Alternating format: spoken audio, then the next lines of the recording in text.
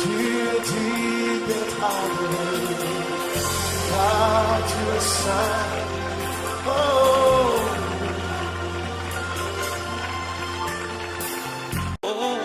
Bien-aimés dans les Seigneurs, que la grâce de notre Seigneur Jésus-Christ soit sur vous. Vous qui m'écoutez, vous qui donnez ces temps et ces petits moments à l'Éternel pour qu'il puisse vous parler et qu'il soit avec vous en ces moments. Les enfants de Dieu, vous qui êtes le peuple de Dieu, qui avez ce temps, nous sommes en train de parler de la part de notre Seigneur Jésus-Christ et lui faire grâce. Voilà pourquoi nous allons remettre ce temps entre ses mains et nous allons prier que sa main soit avec nous. Prions le Seigneur. Éternel des armées, Dieu d'Abraham, Dieu d'Isaac et de Jacob. Je bénis ton nom, je bénis ta puissance et ta dignité, Seigneur. Je remets ces moments et ces temps agréables devant toi. Laisse qu'ils soient faits selon ta foi, laisse qu'ils soient faits selon la dimension de ce que tu nous accordes. Nous demandons la présence du Saint-Esprit tout autour de ces messages, que mon frère et ma sœur qui va l'écouter, et que tout celui qui pourra écouter ces messages soit béni et soit édifié dans les noms puissants et glorieux de Jésus. Seigneur, j'abandonne et je laisse tout entre tes mains. Bénis mon frère et ma sœur, bénis chacun qui va écouter. Que celui qui écoute ces messages, Jésus-Christ, que tu fasses grâce à sa vie, que tu lui ouvres les yeux, les oreilles et qu'il comprenne. Seigneur Jésus-Christ, nous remettons en ce moment la conduite et la commande de tout entre vos mains. Saint-Esprit, utilise ma langue, utilise-moi pour la grâce et la faveur de toi. Je demande que tu m'utilises encore comme un instrument qui permettrait à ce que le message arrive exactement comme tu l'as prévu à ton peuple. Amen. Peuple de Dieu, par la grâce de Dieu, nous nous retrouvons encore devant vous pour essayer de parler de la part de notre Seigneur Jésus-Christ. En fait, aujourd'hui, à la date du jour, nous allons juste ouvrir nos Bibles pour être un peu expéditifs et ne pas prendre le temps des enfants de Dieu car le temps est précieux. Nous allons juste ouvrir nos Bibles dans les livres. Le deuxième livre de l'apôtre Paul écrit au peuple de Corinthe. Donc le deuxième épître de Paul aux Corinthes. 2 Corinthiens, le chapitre 13, le verset 11. Mais nous serons juste intéressés par un seul mot. Juste après la première phrase, je lis au nom du Seigneur Jésus. Je termine, mes frères, soyez dans la joie. Je termine, mes frères, soyez dans la joie. Travaillez avec votre perfectionnement. Encouragez-vous mutuellement. Soyez dans l'accord entre vous. Vivez dans la paix.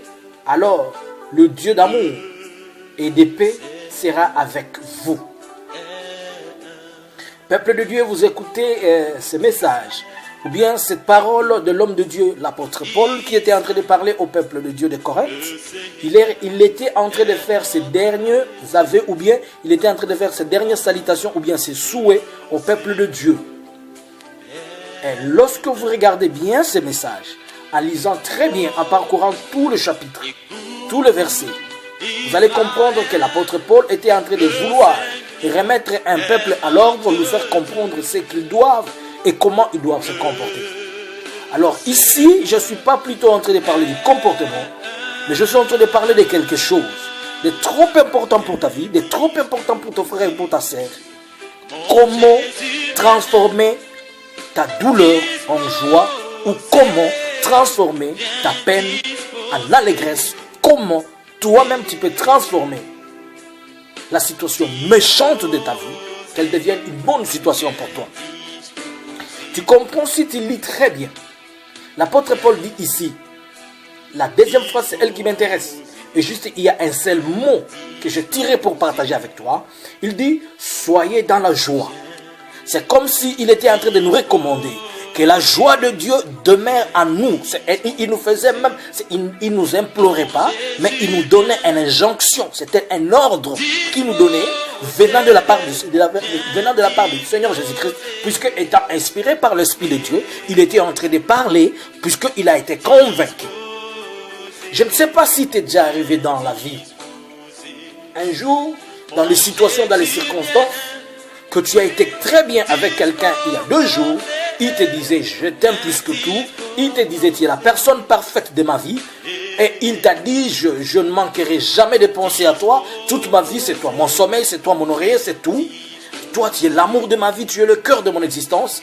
Mais 48 heures après il te dit je suis désolé, je ne suis plus prêt pour toi. physiquement, moralement, mentalement, je ne suis plus prêt pour toi. Je ne sais pas si tu comprends ça. Je ne sais pas si tu es déjà arrivé dans une situation. Tu étais au boulot, hier, on t'a payé très bien, on t'a donné tout, et curieusement, tu arrives aujourd'hui, on te dit, fini. Je ne sais pas si t'es déjà arrivé que, brusquement, tu es dans la maison, et le mari se réveille le matin, il te dit, je vais divorcer.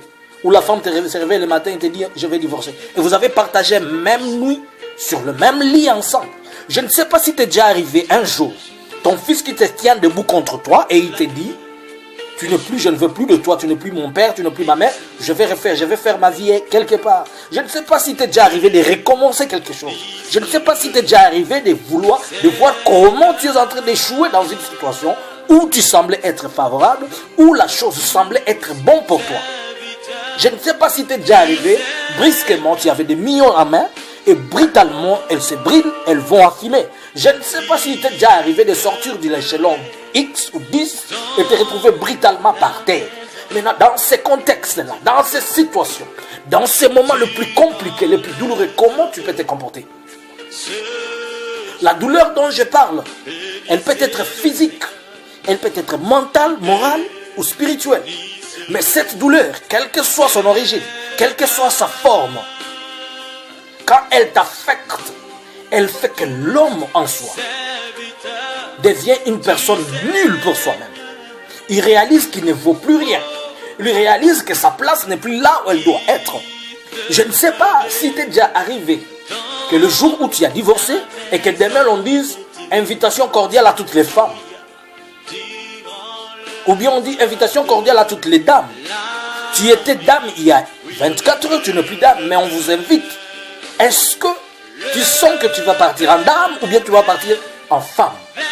Je ne sais pas si t'es déjà arrivé que tu étais père et brutalement ton fils est décédé et on dit que tous les papas, tous les pères responsables viennent. Est-ce que tu vas aller comme un papa ou bien tu iras comme un père responsable de quelqu'un alors que c'est quelqu'un en soi, il n'est plus là?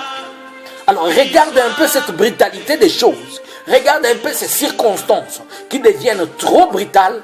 Et pour toi et pour cela, auprès de qui peut-être tu peux expliquer. Mais ce qui est encore trop brutal, c'est puisque même si tu expliquais à quelqu'un la peine que tu as, il ne la comprendra pas comme toi-même.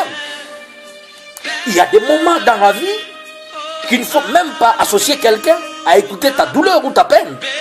Puisque si tu l'écoutes, on le fera comme on l'a fait avec Job. On te dira oui, Dieu est bon dans tout. Mais mon frère, est-ce que tu réalises que tu n'es pas responsable quelque part de ces choses? Et que toi-même tu es en train de te poser la question, pourquoi ceci m'arrive? Qu'est-ce que je fais pour hériter cette situation? Quel est le mal? Réalise-toi, comme je t'ai donné un exemple. Tu étais bien avec quelqu'un il y a 48 heures. Tu étais très bien. Vous vous êtes séparés. Il t'a dit je t'embrasse, bonne soirée ou comment, je ne sais pas. Mais curieusement, le matin, le lendemain, avant qu'il ne soit la même heure, il te dit, je ne veux plus de toi. Mais tu te diras, qu'est-ce que j'ai fait? La première des questions, je t'ai fait quoi? Mais tu n'as rien fait sauf il ne veut plus. C'est comme la pluie qui pleuvait, brutalement, elle stoppe. Mais pourquoi elle stoppe? C'est comme s'il y avait quelqu'un qui avait une vanne, qui ouvrait une robinet pour permettre à ce que l'eau coule, mais brutalement, il la referme. Pourquoi il fait ça alors que moi, je suis encore dans les besoins? Et c'est comme ça que l'apôtre Paul était en train de demander au peuple de Dieu d'être dans la joie, puisqu'il savait et connaissait que dans la vie de l'homme, il y a des circonstances les plus dures, les plus douloureuses, les circonstances les plus douloureuses qui font que la personne en soi ne se retrouve pas dans ce qui se passe et la personne commence à se questionner, à se demander dans quoi je suis en train de traverser, qu'est-ce qui se passe dans ma vie, qu'est-ce que je connais, mais en réalité on n'a pas de réponse. Mais la seule chose, la Bible nous dit, l'apôtre Paul l'a souligné, bien-aimés dans le Seigneur, je vous recommande d'être dans la joie. C'est comme s'il nous disait, réjouissez-vous de tout, je le répète, réjouissez-vous. Vous allez remarquer que même dans les moments le plus dernier de Jésus-Christ, il avait toujours un langage de réjouissance. Malgré qu'il savait que la mort l'attendait, malgré qu'il allait vers la mort, mais il était toujours là, il était dans l'obligation de se réjouir. Alors, ici je vais te parler de quelques éléments, quelques points que je vais toucher, ou bien je vais te donner, je vais t'équiper de quelques éléments qui vont te permettre à ce que tu comprennes que tu n'as pas intérêt de ne pas te priver de la joie. C'est-à-dire quoi? Je veux seulement t'amener à transformer la douleur, à transformer la peine que tu as en joie. Puisque si tu ne le fais pas, je t'assure, personne ne le fera pour toi. Si tu ne le fais pas, le monde lui-même, il est là pour chercher à te faire du mal. Tu sais très bien que Dieu a fait de nous des petits dieux. Et dans sa divinité, nous accordant d'être petits dieux, il a voulu que nous puissions agir comme lui. La première des choses, pour transformer sa douleur en joie, c'est faire quoi? C'est d'éviter de garder les pensées négatives dans sa tête. Beaucoup de gens meurent, ce n'est pas puisque le temps, le moment est arrivé. Beaucoup de gens ne se tiennent pas debout, ce n'est pas puisqu'ils sont fainéants, ils sont faibles. Beaucoup de gens ne savent pas parler, ce n'est pas puisqu'ils n'ont pas une bouche. Beaucoup de gens ne savent pas agir, ce n'est pas puisqu'ils n'ont pas de pieds ni de mains, mais puisqu'ils sont dominés par les pensées négatives par rapport à une chose. Réalise-toi, toi cet homme-là, qu'une femme t'a dit ouvertement, elle ne t'aime plus, elle te lâche. Comment tu te sens? Tu deviens comme une personne à moitié. C'est comme si tu étais un homme à culotte. Tu n'avais plus un pantalon avec toi. Réalise-toi cette femme que l'homme lui dit, tu sors de ma maison. Quand tu perds le boulot, on te dit c'est fini. Mais, et que tu es en train de rentrer à la maison avec tes dossiers, avec tes papiers, même avec ton laptop, tu réalises que tu es comment? Tu es un homme, tu es une personne moitié. Alors quand ces pensées-là te dominent, de cette situation qui t'a frappé et que tu donnes ces pensées-là place plus dans ta tête, bien-aimé dans le Seigneur, la première des choses qu'il va faire et qui va continuer dans ta vie, ça sera la douleur. Déjà la situation est mauvaise. Et si tu y ajoutes aussi les mauvais côtés, les pensées que toi-même tu loges en toi, tu ne t'aides pas. Écoute, l'une des plus grandes voies, la Bible dit, au commencement Dieu a créé le ciel et la terre. Dieu créa l'homme à son image. L'image de Dieu est dans le pensée de Dieu. Quand un homme pense négatif, son corps répond négatif, ses pensées répondent négatives, sa bouche parle négative, ses actes sont négatifs. Mais quand un homme pense positivement, son corps entier répond au positif. Voilà pourquoi, quelles que soient les choses dans lesquelles tu es en train de traverser, quels que soient les moments, il n'y a personne qui va t'aider, je te le répète. Il n'y a que toi. Tu vas crier que le ciel ne te comprend pas, il ne t'écoute pas, il te tourne le dos, alors que le ciel est ouvert pour toi et le ciel est déjà là. Il a déjà répondu. Il te demande juste d'avoir des pensées positives. Ne gardez pas ces pensées négatives dans ta tête. Bouge ces pensées négatives qui te font mal. Bouge ces pensées qui ne font pas que tu avances. Bouge ces pensées qui ne font pas que tu sois un homme. C'est la première des choses. La deuxième chose, pour être dans la joie et transformer sa douleur en joie, c'est avoir toujours un sourire aux lèvres. Bien-aimé, l'apôtre a dit que la joie, soyez dans la joie. L'une des signes pour reconnaître que quelqu'un vit la joie, c'est lorsque cette personne-là, il a toujours un sourire aux lèvres. Si tu as des problèmes, ne pense pas qu'à force de garder une face de problème, ou bien à force de te rendre comme un militaire qui va au front, ou bien un militaire en plein combat, en te frustrant le visage, en faisant que tu sois raide de visage, c'est cela qui fera que les choses marchent. Non. Par contre, avec cette attitude, tu permets que le diable découvre comment il y a une faiblesse et il va l'attaquer par des paroles en t'envoyant des agents démoniaques qui vont venir aussi te décourager. Tu dois avoir le sourire aux lèvres. Tu dois sourire malgré tout. Malgré que les choses ne marchent pas bien, sois dans la joie. Malgré que les choses semblent ne pas être bonnes, souris. Je lis dans la Bible une dame qui s'appelle Sarah. Elle n'avait même pas d'enfant. On est venu le voir. Il y a eu des gens qui sont venus vers Sarah pour lui dire: oh Sarah, ma belle, oh ils ont mangé. Souviens-toi du jour où Abraham avait accueilli 3 personnes. Selon la Bible dans les livres de Genèse. Il dit que Abraham a reçu 3 personnes. Et parmi les 3 personnes qu'Abraham avait reçues, il y avait 2 anges, il y avait aussi le Seigneur au milieu d'eux. Et après qu'ils aient mangé et bu, et en voulant sortir, Ils ont dit à Sarah, l'année prochaine, à la même période, tu auras un enfant. Cette femme qui était stérile, cette femme qui avait déjà dépassé l'âge de la ménopause, elle était presque à côté de la seconde phase de la ménopause. Mais on lui a dit que tu vas faire un enfant l'année prochaine. Au lieu qu'ils le disent, jamais, vous êtes des menteurs. Vous ne connaissez même pas mon état, vous ne connaissez même pas ce que je suis. Elle a souri. Le sourire attire la joie dans le cœur de l'homme. Le sourire efface la vieillesse dans le corps de l'homme. Tu sais, plus tu te rends frustré, plus tu te rends raide, tu t'approches toi-même de l'étape qu'il ne faut même pas pour toi. Ne sois pas aigri à cause de ce que tu traverses. Ne sois pas si méchant par toi-même. Ne sois pas si mauvais en toi-même pour ne pas permettre à ce que les choses n'aillent pas bien pour toi-même. Demeure et sois dans la joie. C'est ça la parole. Tu dois produire le sourire aux lèvres. Tu dois avoir un cœur de sourire. Tu dois avoir une face de sourire. Souris même dans ton cœur. Ne souris pas seulement des lèvres et que ton cœur n'a pas le sourire. Tu dois avoir un sourire profond du cœur. Tu dois toujours être là en souriant. Tu sais, il y a des fois que le diable nous fait comprendre que nous ne pouvons rien pour notre vie. Mais quand seulement il vient te dire, tu ne peux rien, tu es nul, tu es foutu.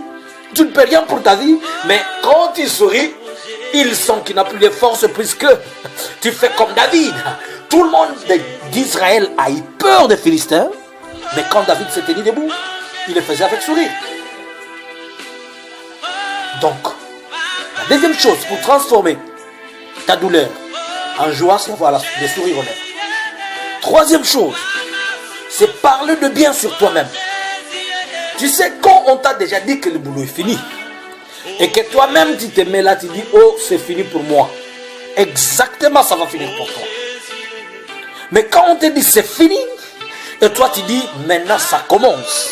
Maintenant voici les bonnes choses commencent. La Bible dit, la fin d'une chose vaut mieux que la Bible dit, Dieu est la fin, Dieu est le début et la fin.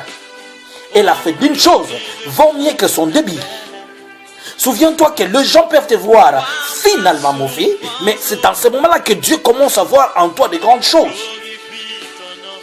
Parle de bonnes choses de toi-même. Souviens-toi que lorsque Dieu créait le ciel et la terre, c'était dans le noir que Dieu disait que la vie soit.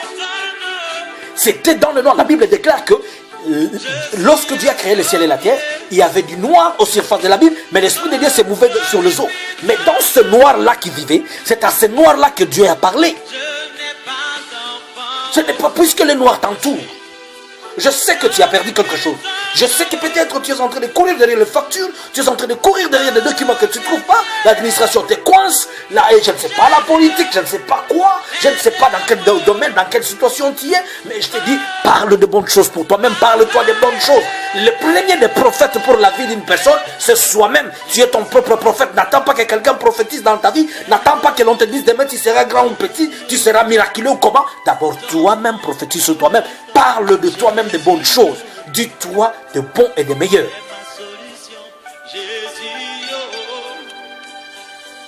Bien-aimés dans le Seigneur, pour ton information, nous sommes venus sur la terre en détail. Nous ne sommes pas venus en gros. Donc chacun d'abord cherche ses intérêts et les intérêts des autres viennent après.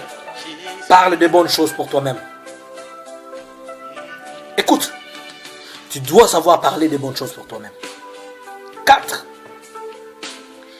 Ne faites jamais confiance au temps, aux circonstances, ni aux épreuves qui vous entourent. C'est quoi? Tu vois, quand tu vis une situation et que tu crois que cette situation t'amène vers la mort, et tu y vas petit à petit, même si les situations semblent être mauvaises, ne faites pas confiance à cela. Dis-toi seulement que ça va passer.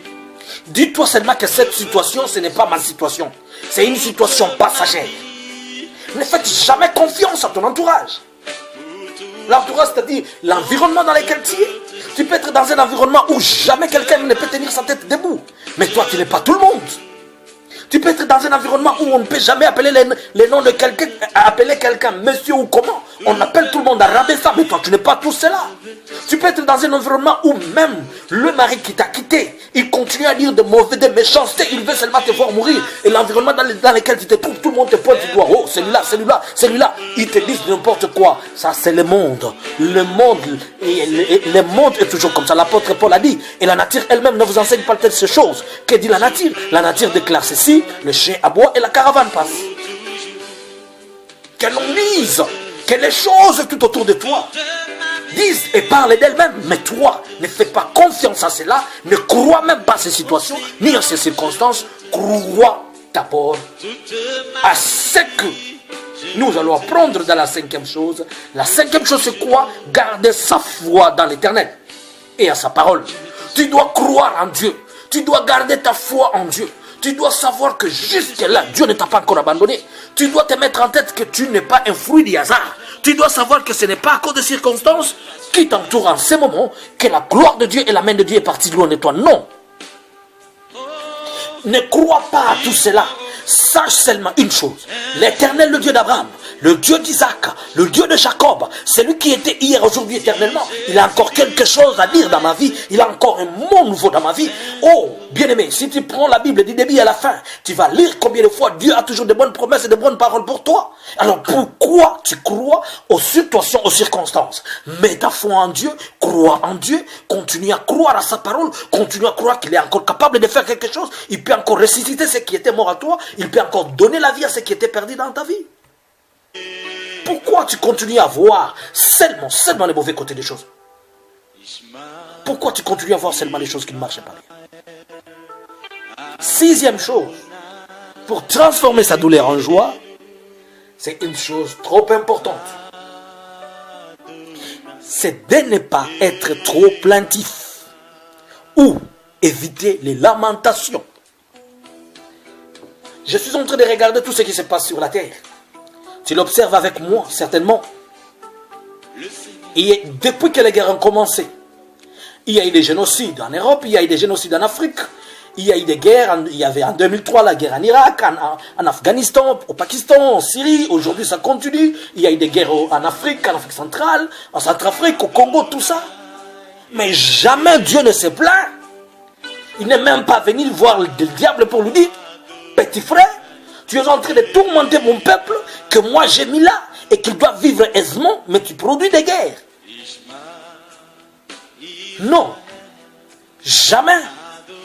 Par contre, Dieu dans sa divinité, étant Dieu, il continue à multiplier, à travailler de telle manière que le peuple trouve des solutions par rapport à cela. Pourquoi s'il y a une petite chose, tu te rends plaintif et lamentable jusqu'aux dimensions olympiques extraordinaires, tu deviens champion extraterrestre en lamentation. Tu crées un autre livre de lamentation alors qu'il n'y a que la lamentation de Jérémie. Mais toi aussi, on ne sait pas, tu auras quelle lamentation dans la Bible, on va te mettre comme quel verset. Ce n'est que de toi, on ne m'aime pas, on ne m'adore pas. Ici, tout le monde ne me veut pas. Ici, c'est comme ça. Ouais. Ici, quand moi j'ai fait seulement, c'est comme ça. Je sais que depuis les débuts, vous ne m'aimez pas, vous ne me détestez pas. Il suffit que ton mari dise quelque chose. Oh, tu commentes. Je sais, je savais, tu ne voulais pas. Si ta femme dit: oh, j'ai compris, je sais d'ailleurs que tu es ailleurs, tu es en train de voir. Que tes enfants disent: oh, je sais, vous les enfants, vous vous plaignez trop de vos parents, vous plaignez. Ne soyez pas plaintifs, ne soyez pas trop lamentés, ne faites pas trop de lamentations tout autour de vous, mais tenez-vous sur vos paroles, évitez des paroles qui vous permettent de vous lamenter, puisque lorsque vous sortez des paroles de lamentation, et que ces paroles de lamentation, comme elles sont négatives, elles autorisent que le démon, les petits démons qui circulent à gauche, à droite, prennent possession de ça et viennent agir dans votre vie. Quand vous allez dire: je sais qu'on ne m'aimait pas, je sais qu'on ne m'aime pas, on ne m'a jamais aimé, alors les démons de manque d'amour vont prendre ces paroles et vont mettre dans vos voies et dans vos chemins toujours la manque de la chose dans laquelle vous êtes en train de vous lamenter. Et après vous allez dire: moi je sais que seulement Dieu avait choisi ça pour moi. Non, Dieu n'a jamais choisi ça pour vous. Nous savons, depuis, la Bible déclare, depuis l'époque des apôtres jusqu'à aujourd'hui, le royaume de Dieu, ceux qui s'en emparent, ce sont les violents. C'est ce que dit la Bible. Comme je t'ai rappelé tantôt que l'apôtre Paul a dit, il a dit tantôt ici que la nature elle-même ne vous enseigne pas. La nature dit quoi? Le monde appartient au plus rapide. La nature dit quoi? Il faut toujours être fort, bien-aimé. Même quand les choses semblent se lamenter pour vous, mais vous ne vous lamentez pas. On vous demande comment ça va, tout marche bien. Vous êtes bien, même si vous mourrez, vous dites: je suis bien. Souvenez-vous de l'histoire. Shadrach, Meshach et Abednego, ils étaient où? Dans la fournaise au lion. Dans la fournaise à feu, sorry. Et quand ils étaient dans cette fournaise, oh, c'est comme Daniel dans la fosse au lion. Même Shadrach, Meshach et Abednego. Qu'est-ce que les hommes ont dit? Quand le roi a posé la question à Daniel, oh serviteur de Dieu trop, comment vous allez là-bas? Oh, ces hommes de Dieu ont dit nous sommes bien. Alors qu'ils étaient dans le feu. Alors qu'ils étaient en train de vivre le feu. Mais ils avaient la joie. Ce n'est pas puisque le feu t'entoure que ta vie devient aussi une flamme de feu. Non. La septième des choses, c'est comprendre que le temps n'est pas une vie. Ce que vous êtes en train de traverser là, ce n'est pas ça toute votre vie. Si vous comprenez que ces choses que je suis en train de traverser, c'est pour un petit temps, c'est pour un petit moment, vous serez fort. Mais quand vous allez prendre ces choses pour votre vie, vous vous détruisez vous-même. Comprenez que ces choses ne représentent rien d'autre à part un petit temps. Oh, Jésus a dit plus tard, vous me direz médecin, guéris-toi toi-même. Bien-aimé, ceux qui t'aiment aujourd'hui, demain ils te diront, ils ne t'aiment plus. La même bouche qui t'a dit je t'aime, c'est la même bouche qui dit encore demain, je ne t'aime pas. Mais ne pense pas que je ne t'aime pas, ça sera pour toujours, non. La même bouche qui dit que j'ai compté sur toi, c'est la même bouche qui dit je ne peux plus compter sur toi, tu es n'importe quoi, tu es nul. L'homme, il est toujours comme ça. La nature, elle est comme ça. Les mêmes personnes qui ont mangé du pain et du poisson de Jésus-Christ, ce sont les mêmes personnes qui ont dit qu'on libère Barabbas et qu'on crucifie Jésus-Christ. Pourquoi tu te prives la joie à cause de choses? Tu sais combien tes ennemis sont en train de t'observer? Tu sais ce qu'ils veulent voir de toi? Ils t'ont déjà tué, réalise-toi. On va prendre Jésus-Christ, on le tue sur la croix. On le prend d'abord, on le déshabille. On lui met une couronne des épines. On le fouette. On lui fait transporter une croix. On l'amène jusqu'au mont Golgotha. Au lieu de le laisser là-bas, on met en dessous de lui des militaires pour l'observer. Au lieu de le laisser là-bas encore, on le perce les côtes. Quelqu'un vient par pitié, il prend le corps de Jésus-Christ. Il va l'enterrer. Mais après qu'on l'ait enterré, on ne l'a même pas laissé. On a encore mis des militaires sur lui. Est-ce que tu comprends combien tes ennemis t'observent? Même dans la mort, ils ne veulent même pas sentir que ton corps bouge. Ils veulent voir ton poussière. Et même lorsque ton corps devient en poussière, ils aimeraient y planter quelque chose pour que ces poussières disparaissent. S'il était possible que l'eau prenne cette poussière et qu'il l'amène très loin. C'est ça les hommes. Alors comme tes ennemis t'observent, et si toi tu leur donnes l'occasion de croire et d'accepter que ce qu'ils sont en train de dire est vrai, tu te tues toi-même. Ne leur donne pas l'occasion. Alors, comprends que le temps que tu traverses, c'est un temps, ce n'est pas toute une vie. Toute ta vie ne restera jamais comme ça. Et la dernière des choses, c'est rester toujours dans la prière des actions de grâce et de remercier Dieu puisqu'il sait dans quoi il est en train de vous faire traverser. Et au finish, Dieu aura toujours raison. Il a réservé une surprise pour vous. Je vous dis, si vous prenez ces choses en compte, si vous vous mettez toujours à dire merci à Dieu, si vous vous mettez toujours à faire des prières d'action de grâce, dans les situations, quand tu regardes ce qui est mal devant toi, tu dis Seigneur Jésus, même si tout le monde m'aime, même si tout le monde me déteste, mais toi tu m'aimes. Je crois que dans cette situation mauvaise, il sortira quelque chose de bon. Je crois que dans cette situation qui est méchante, il y a quelque chose que moi je ne connais pas encore, qui est encore de l'autre côté. Je crois que tu es Dieu, je crois que tu vaux, je crois que tu resteras l'unique et le seul vrai Dieu. Seigneur, même si tout le monde fouille aujourd'hui, demain ils viendront vers moi. Oh, la dernière des choses, si seulement tu reconnais à faire des actions de grâce à Dieu, il ne t'abandonnera pas, il ne te laissera pas, malgré les problèmes, malgré les situations, malgré les difficultés. Il s'appelle Jéhovah Jireh, il se pourvoira. Attends, comprends une chose. Dieu dit à Abraham de lui donner son fils unique Isaac. Il va avec action de grâce. Il arrive là-bas lorsqu'il veut tuer Isaac. Oh my God. Le même Dieu d'Abraham, d'Isaac et de Jacob. Le même Dieu d'Abraham. Il s'est pourvu, il lui a amené un agneau. Attends, je vais te dire. Il y a un agneau quelque part pour toi. Il y a un agneau que tu ne connais pas. Voici l'agneau de Dieu qui ôte les péchés du monde. Jésus-Christ est encore là pour ta vie. Alors toi qui m'écoutes, commence à prier Dieu et commence à remercier Dieu à cause de ceci. Prends ces choses que je t'ai enseignées, les 8 choses que je t'ai données pour te permettre de garder, de transformer ta douleur en joie et tu verras comment les choses vont se transformer dans ta vie. Que l'Éternel bénisse cette parole, qui te bénisse toi qui l'as écoutée et toi qui as donné ton temps pour écouter cette parole au nom de Jésus.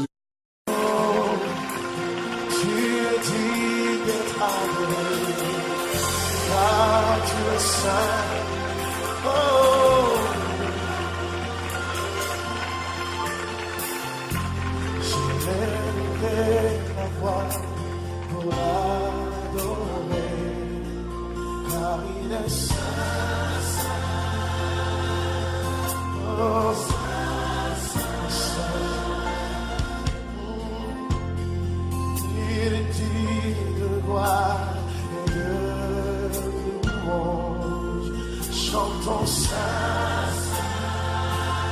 Alléluia. Je louerai l'agneau de Dieu qui est sur le trône. Je l'adorerai, lui seul, car il en est digne. Celui qui était, qui est, qui vient. Je chanterai